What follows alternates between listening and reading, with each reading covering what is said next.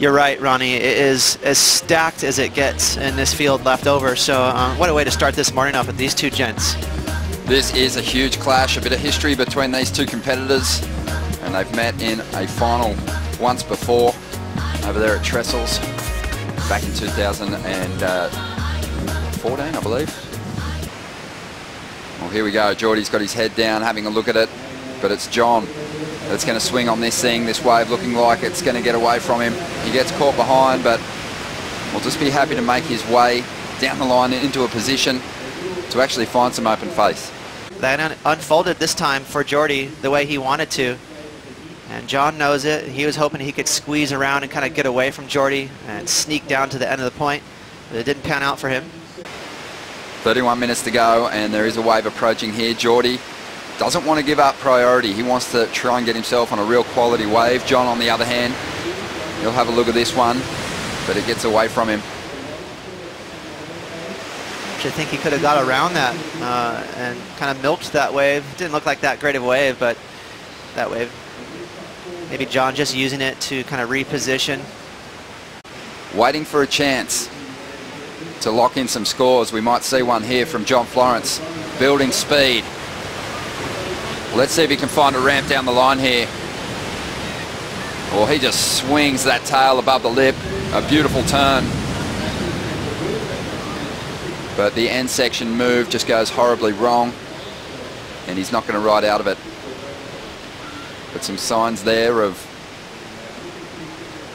potentially a very exciting finish to this heat, because that first turn was strong. Yeah, great first turn. A little bit of a sloppy second turn there. It would have been good for John had he finished that wave off and start putting some pressure on Jordy, because the clock is definitely winding down once again. So watch that first turn. He's going to push really hard on that tail. And naturally, he'll get that flow and release right there. So beautiful tail slide. And then that wave closing out for John. So he figured, I'll push the envelope and try and make a score out of this wave, even though it's only going to be 2 moves. I can get a keeper of a score if I go big. There's that beautiful flowing tail slide. But John staying aggressive, going for a nose pick air, but always going to be a tough choice, Ronnie, with all that curve in the face right there. And looking to get himself a third and taking this ride now with priority. Let's see what he can do. He's got some bump to negotiate on the open face. Just taps that first turn, climbs onto the roof. A tidy float to gain some speed down the line. And he just has a silky rhythm on this wave, but needs some high impact maneuvers. Climbs up on the end section and doesn't quite ride out. Was it worth waiting half the heat for that wave? But maybe Jordy not anticipating just how difficult it is to surf a wave, despite it being a nice, clean set wave.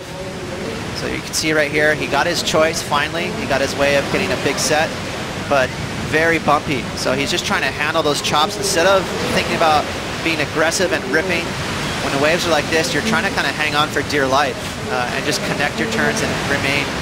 6.33, the combination of a lot of maneuvers. Jordy smiling, having a bit of fun with Strider out there. With 10 minutes to go, so it's going to be a frantic, quick 10 minutes for John.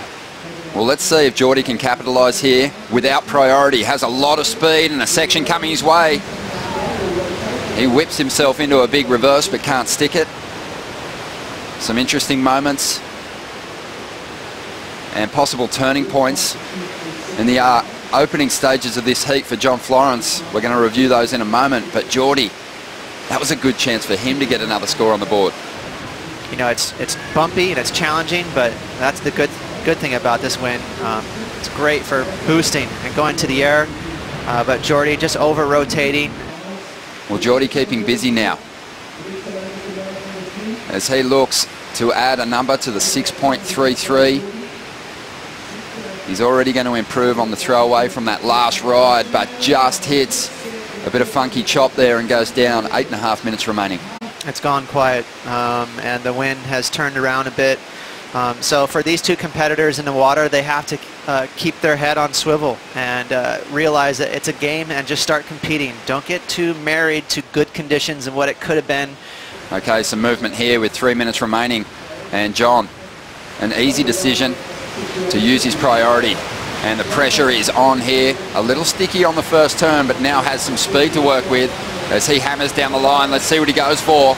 And he goes to the reverse. His back foot slips off and he goes down. Jordy Smith, he'll be relieved. Okay, now Jordy just saw that John fell, so he's going to paddle as hard as he can to utilize his priority and try to block John from getting the score he needs in the last 2 minutes. It's moving through to the inside. 1 minute and 40 seconds to go. John, he has a chance here, but he's got to get going. This wave's starting to reel off, and he will take to the air. A big frontside air reverse. He sticks it. He's only chasing a 5.94, and we haven't seen a lot of highlight moments in this heat. We mentioned it earlier, he always has faith that J-Bay will deliver, and it turns up for the South African once again. And he is just flowing down the line. He knows he doesn't need much to improve his heat score total. He's going to pull through the back of this one. Meanwhile, John Florence, he's pushing wide. There's another wave in this set. He's down the line. He's having a look at it. The score in, a 7.33. He took the lead, and now he needs a backup. There's only 15 seconds to go. A tidy floater to start this ride off, and now he tries to stick the finish. He does that. Didn't quite get on top of that last section though. It won't be a huge score, and we're waiting to see what Jordy put away. One of the strangest heats I've ever watched at J-Bay. You know, this did not unfold for either of these surfers the way they wished. So again, the judges rewarding progression for John with that big air reverse with the 7.3. Jordy, just a couple of okay turns here, no real mistakes, but trying to link together a backup score. So he's got the 6.3. This is the wave at stake right now for the backup score. So to me, it looks average. You know, like I think he will get that 3.84. But then John, in the last 15 seconds, gets this wave. So a much more difficult wave to surf. A floater, but kind of a risky floater because the section was so critical. And then a climb. So not that great of a wave, but John, keep in mind, also getting rid of a very low score of a 2.83. These competitors might be tied. 7.33 to 6.33. Okay, 4.17, Ronnie. So now John's going to need at least a 3.17 to turn the heat on those two little maneuvers on that big wave. Watch him get airborne off the floater. So again, that just shows you that the bottom dropped out underneath him.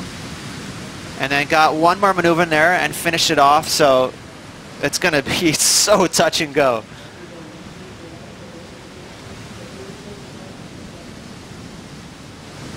Judges watching a replay, and this is going to be the tightest heat ever.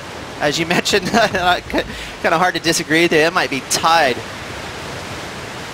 In which case, John Florence would get the win with the single highest score, the 7.33.